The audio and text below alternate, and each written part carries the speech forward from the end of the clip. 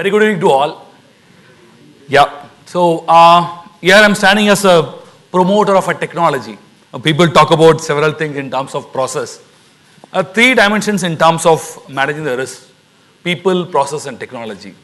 Technology is one of the area where definitely will help you to manage the overall risk, and also Dr. Sinha was highlighting in terms of heuristics than optimization. But I have a different opinion where we have to look at in terms of optimization in the challenging environment as well. So my talk is going to be in terms of two aspects: technology as well the optimization. Whenever we going to talk about the future, how we are going to handle the future, I'm always interested in terms of talking in the past. I'm a researcher. I always look at in terms of literature review. Professor David can understand well. Without the literature review, we'll be not in a position to have the proper research statement and prove the hypothesis.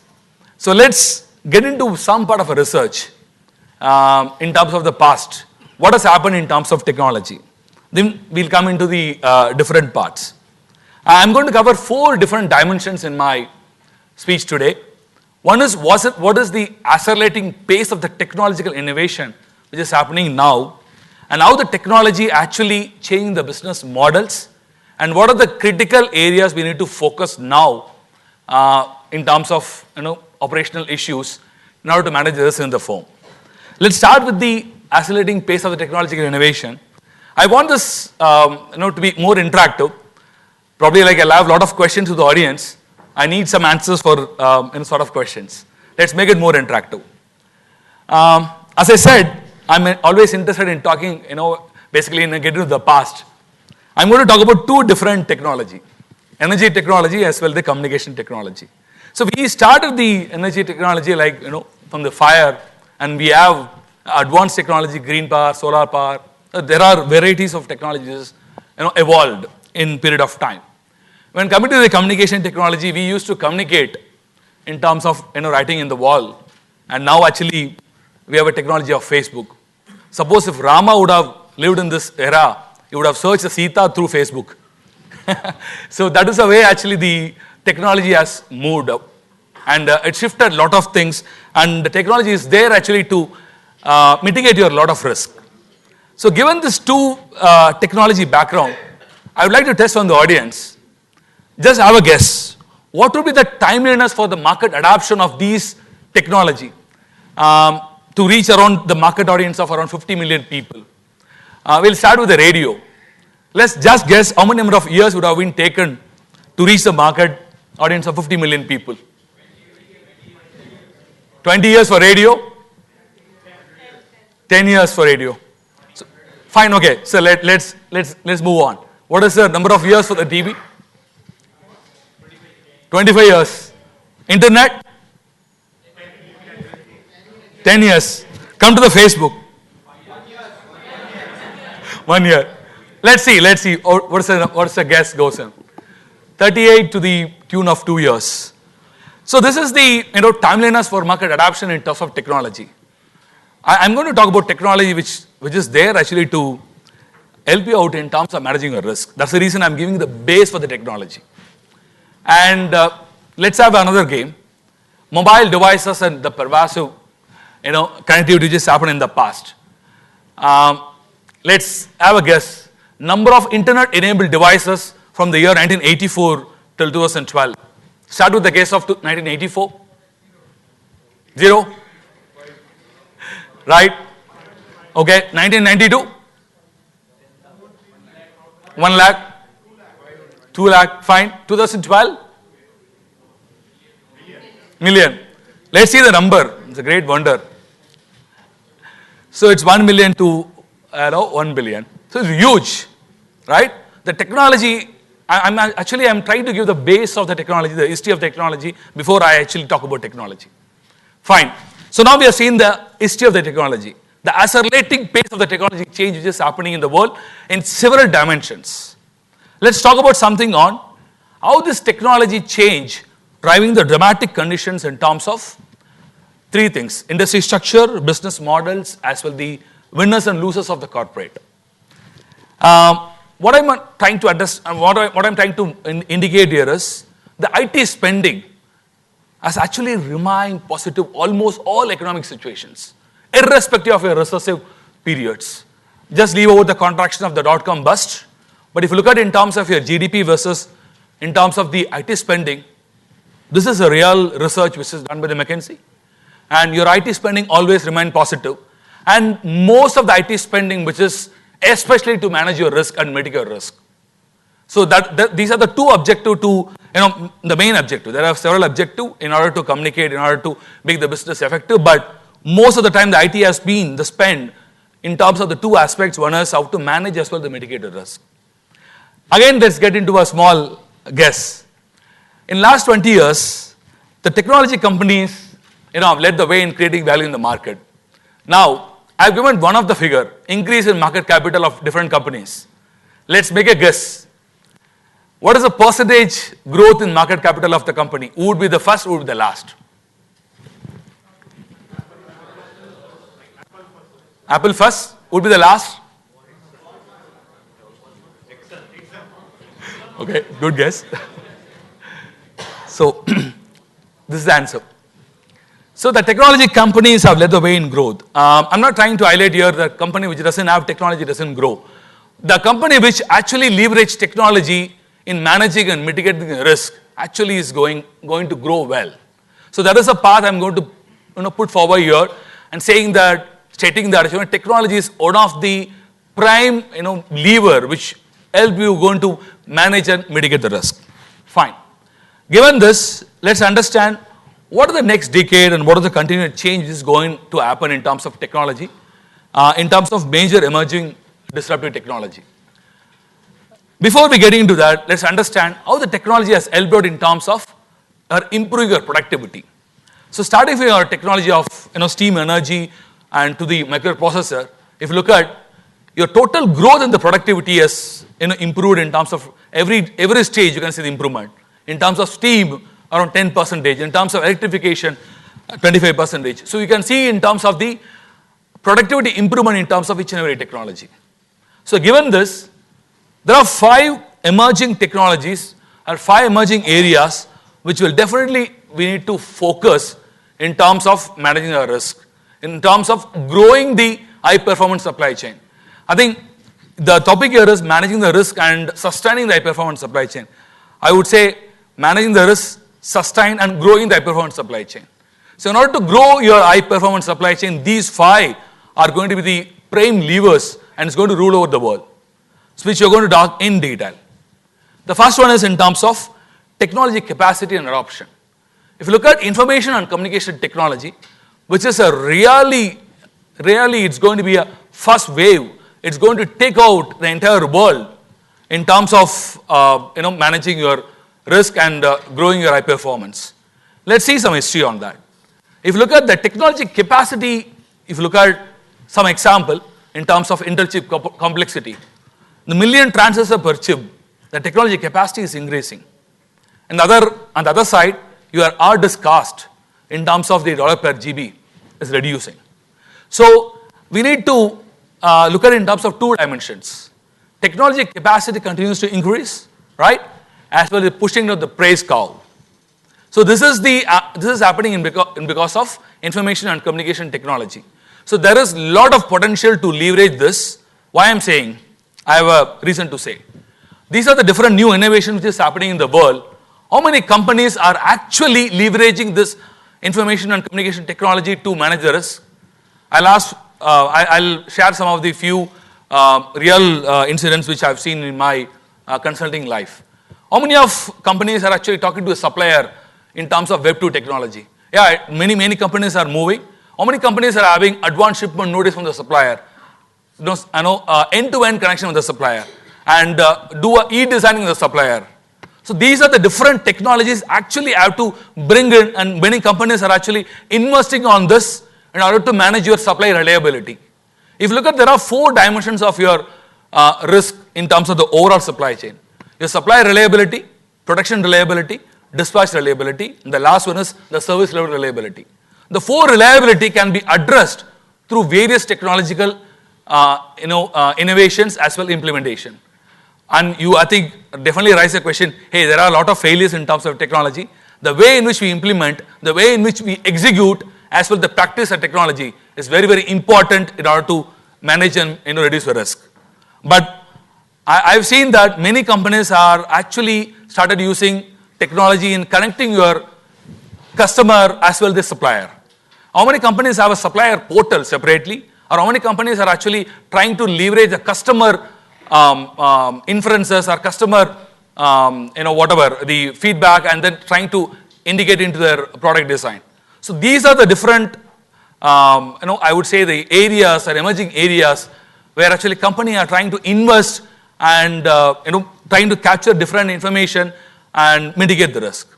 This is one in terms of technology capacity and adoption. The second area which I'm going to talk about is information proliferation. Again, I'll take the example what given by Dr. Senga.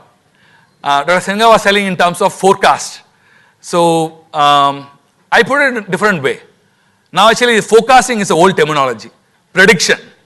So I put it in a very, maybe I think you may argue that old wine in a new bottle, but I put it in such a way that prediction. There are real artificial neural network techniques.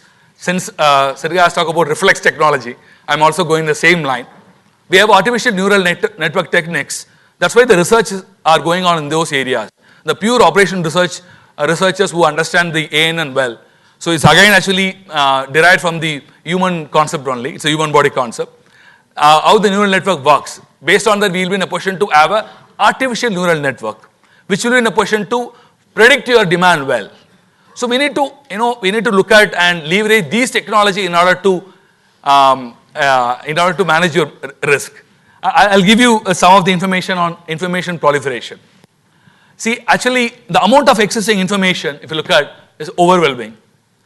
I'll give an information. How many companies are looking at in terms of trying to understand the customer behavior through a detailed level of data mining and data warehousing technology? So there are very, very few companies invest in terms of the complex algorithms and complex optimization techniques to understand the behavior of the customer so that they'll be in a position to predict the demand well. I'm saying there are very good technologies available which will allow you to predict the demand well, and which will allow you to you're actually reduce the risk well. That's what I'm trying to highlight here. So the lifetime information before is almost 2 weeks information now. So this is the real story, right? So the global information proliferation and its challenges have created a significant response, right? So if you look at information created is huge, but the available storage, that's a big problem. See, you can see the different example. 1 million customer transaction per hour. Traffic cameras send around 64 bits per day to the command center. But what we do in terms of proliferation of this information to yield some of the real, I would say, decisions, to get some real decisions based on this proliferation of the information. Many companies are actually started targeting on this and try to look at in terms of how to mitigate the risk through proliferation of the information. This is the second area where definitely companies should target, and they should actually adopt the right technology in order to mitigate the risk. The third in terms of outsourcing as well, the offshoring. The maturation of outsourcing and offshoring is enormous. It's going in a very peak level. I think initially we started, do only the outsourcing for some of the maintenance activities, some of the application development maintenance activity, but many companies now started outsourcing many activities, and they could able to concentrate only on the value-added services, and they could able to avoid the risk because of offshoring concept as well the outsourcing concept. So the third dimension is the maturation of outsourcing as well as offshoring will definitely help in terms of your risk reduction. And the fourth area would be in terms of mass customization. This is one of the emerging area where the risk can be attacked in a different way.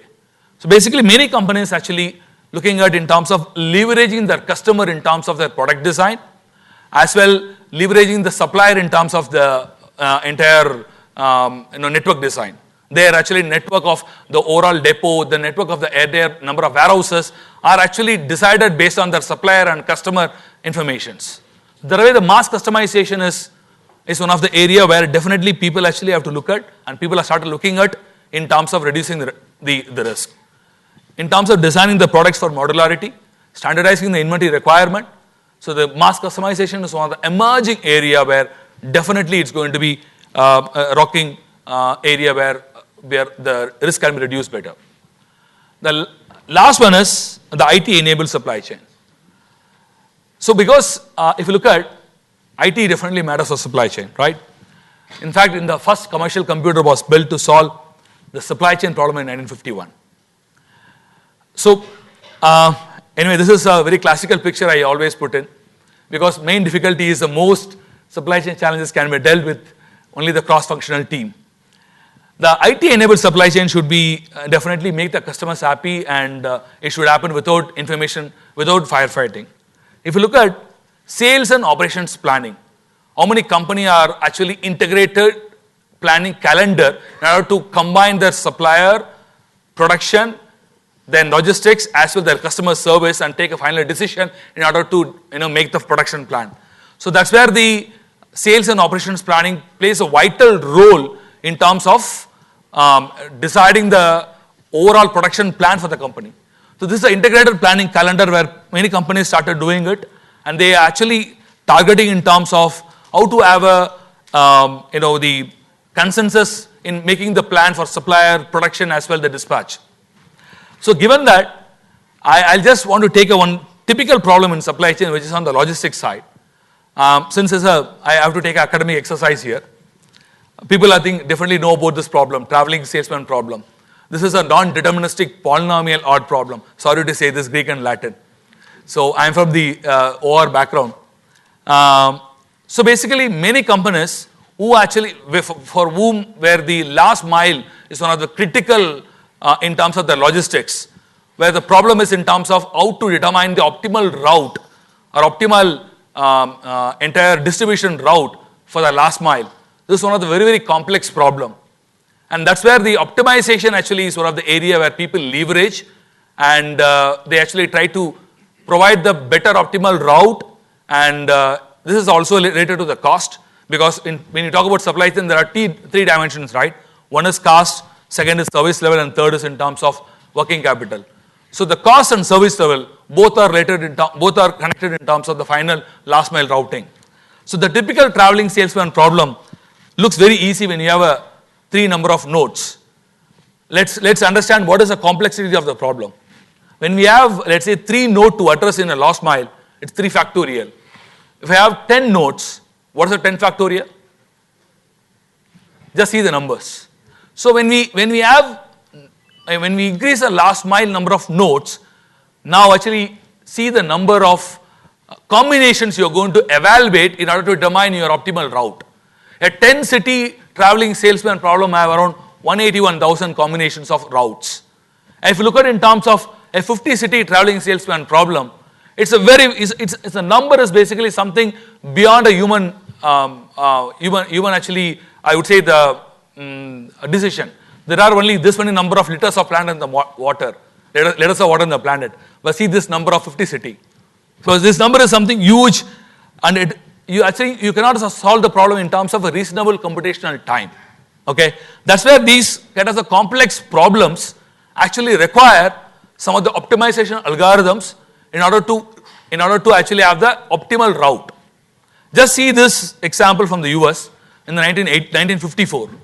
They say, hey, I want to find the route for these 32 number of cities. Just see the price which is announcement, 54 $1,000 prices and one $10,000 grand price. In order to find the route for this in 1954. And you may say, hey, technology has improved well. We have supercomputers now. We'll be in a position to solve this problem easily. Let's move on. This is actually around 25,000 city for Sweden. They were trying to solve this problem for the local distribution. They want to find out this 25,000 for a retail company. They want to see for 25,000 city what is the best route they can make it out. Just imagine how many number of, I would say, imagine what is the period would have been taken to find the route. So it took around 91.9 CPU years through parallel computing technology, I'm telling you. 91.9 CPU years. This many of years it took to find the optimal route for this particular tour. So we have a very good optimization technology where we can actually identify the optimal route, reduce the cost, and manage the risk. So actually, I'll again go back to the heuristic concept which is said by Dr. Senga. Yeah, heuristic is important. What I'm talking about here is meta-heuristic. You may actually ask me what is meta-heuristic. I'll give you some example of meta-heuristic. How many of you heard about genetic algorithm, GA? It's basically two parents mate each other, produce an offspring, right? Generation by generation, offspring is always better than the parent. That is an evolutionary algorithm, right? I'll give another example. You have seen the ants. Basically, the ants follows in the same sequence. Every ant actually derives a pheromone based on the other ants which follows the ant and goes in the same sequence.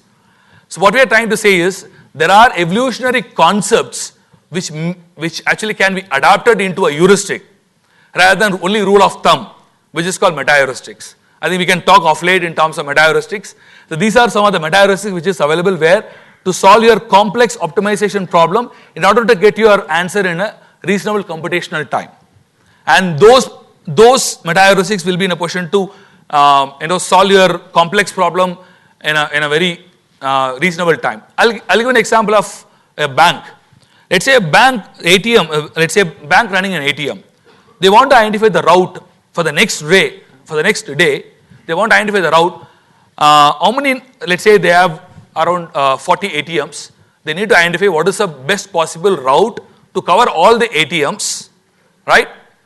In terms of dispensing the cash as well the filling the cash.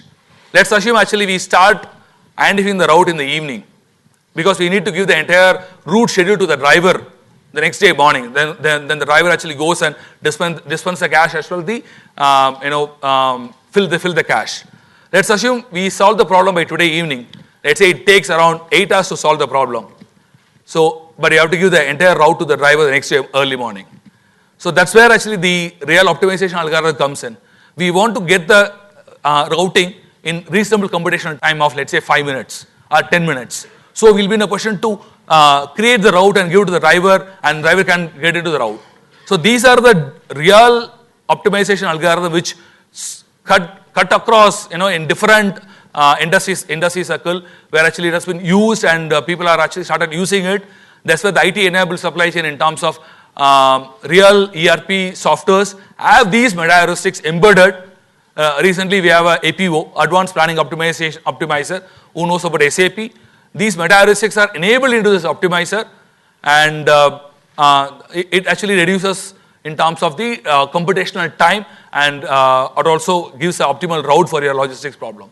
Likewise, we have several optimization algorithms where it will help you to it help in two dimensions. One is cost reduction, other is actually how to help your in terms of managing and mitigating the risk. So leave about optimization. Not only worry about the heuristic, also actually think in terms of meta-heuristic. So given this background, most companies fail to achieve full impact of the IT enabled supply chain. This is a history where actually we did a survey from McKinsey. Around 30% of the company have seen the full impact of the IT enabled supply chain, and few of them fail. Okay, in terms of the IT enabled supply chain companies, you can see here some of the companies what's in the red zone, right? So these are the companies actually have seen a better benefit in terms of cost reduction through the IT enabled supply chain, and they could be able to reduce their risk as well. And so basically there are three main reasons, right? The three main failures which has been observed many IT enabled supply chain journeys. One is failure to launch, other would be failure to sustain, and the third is a failure to scale. So if they could able to do any one of those well, if they launch it well and if they sustain it well, and actually if they scale up well, then the IT enabled supply chain is going to be definitely successful for many of the company, and they're able to reduce their cost as well. The risk reduction can happen automatically. And we make, actually what I'm trying to say is we make IT-enabled supply chain transformation successful. There are 6 things which you need to focus. One would be a shared vision and compelling story, and quick start, don't wait. A lot of technology, you need to adopt it. And the third is the holistic program in terms of combining all the stakeholders into the IT-enabled program, aspirational target and thorough tracking, and proximity to top management and creation of the trust. The last one is the capability investment. So these are the 6 critical areas we need to focus on in order to have the successful IT-enabled supply chain. So given all this, I would get to the last section, which is there are 6 operational areas we need to think of. This is for the business leaders in order to look at in terms of technology as well in order to manage the risk. Those are, okay. Before I get into that, I would like to share a small story. How these business models are actually, basically transforms the journey of some of the industry. Let's take an example of clipper ship, steamship example. Okay, I'm going to talk about 3 different dimensions here. One is dominance. Clipper ship actually dominated the steamship during 1800s. Okay, in the 1800 period, I think this is dominance has happened. But the steamship actually was catching up during this time. Okay, what happened? There are incremental innovation which has happened in the clipper ship. They actually introduced 3 mast, 4 mast, 5 mast, which will actually reduce the cost. But during 1900, there is a defeat happened. The steamship actually ruled over the entire technology. So the business model is one of the very effective area where actually the risk have to be, can be mitigated better. So if you look at the example of video rental, where actually the Blockbuster is one of the video rental company which has been defeated by Netflix. Right? Netflix actually introduced a number of online streaming channels where it has actually defeated the Blockbuster. So as I mentioned earlier, there are 6 areas where actually a business leader should think of. One would be technology for competitive advantage with a new business model. Second is strategic and execution alignment of technology and the business. The third is process and technology should be intertwined. It should not be a separate process. It should be designed together. And the architecture matters. Both taxonomy as well as the technology. Set the roadmap for the technology architecture in terms of end-to-end supply chain. That actually will definitely enable your supply chain to reduce your risk. Constructing, managing your partner ecosystem will definitely help the entire system to reduce risk. The last one is leadership as well as the talent. This is one of the more challenging, ops environment where actually people have to have a right talent in order to mitigate the risk. So, and I think probably we can discuss this during our discussion session. So, and thanks a lot. Thanks for the opportunity. Always.